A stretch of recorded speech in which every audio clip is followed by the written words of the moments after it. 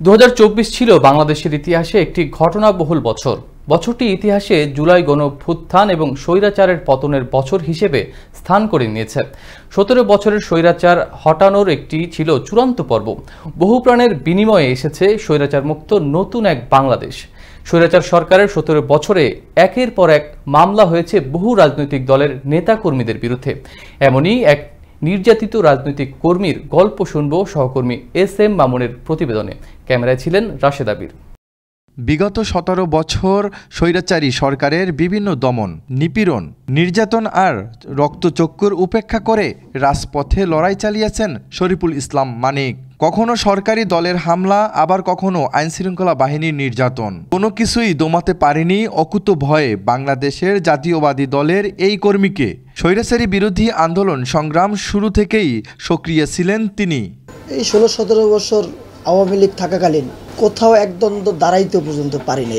এরা মানুষের যেরকম অত্যাচার করছে, বিএনপির নেতাকর্মীদের অনেক অত্যাচার করছে। বিগত সরকারের বিভিন্ন নির্যাতন আর নিপীড়নে কথা বলতেই আবেগ আপ্লুত হয়ে পড়েন রাজধানী আদাবর থানার স্বেচ্ছাসেবক দলের 100 নং ওয়ার্ডের আহ্বায়ক শরীফুল ইসলাম মানিক। উদ্দেশ্যমূলক হয়রানিমূলক মামলা দিয়ে আমাদের জেলে নেওয়া হয়েছিল।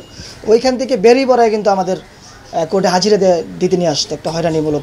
স্বৈরাচারী সরকারের বিভিন্ন সময় প্রায় 10-এর অধিক বেশি মামলায় আসামি হয়েছেন এই শরীফুল ইসলাম মানিক। বেশিরভাগ সময় থাকতে হয়েছে আত্মগোপনে থাকলেও তার পরিবারকে হতে হয়েছে নাজেহাল। দলের জন্য শুধু ত্যাগী নয়, স্থানীয় সাধারণ মানুষের কাছেও মানিক যেন এক আস্থার নাম। আওয়ামী লীগ সরকারের আমলে অনেক নির্যাতন এবং নিপীড়ন অনেক কিছু সহ্য করছে। বিগত সরকারের সময় সে অনেক জুলুম নির্যাতিত হয়েছেন। এলাকায় সার্ভিস দিছে, জনগণের জন্য পাশে দাঁড়াইছে, নিজেরও অনেক সময় বাড়ি থাকতে পারে নাই। র্যাবান ছিল, ডিবিএন ছিল, পুলিশান ছিল, নিয়ে তাকে অত্যাচার করা হয়েছে, জুলুম করা হয়েছে, এলাকায় থাকতে পারেনি, পালাতক ছিল।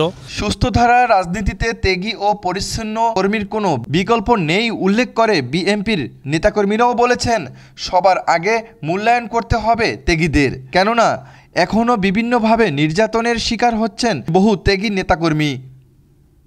SM মামুন, আনন্দ টিভি, ঢাকা।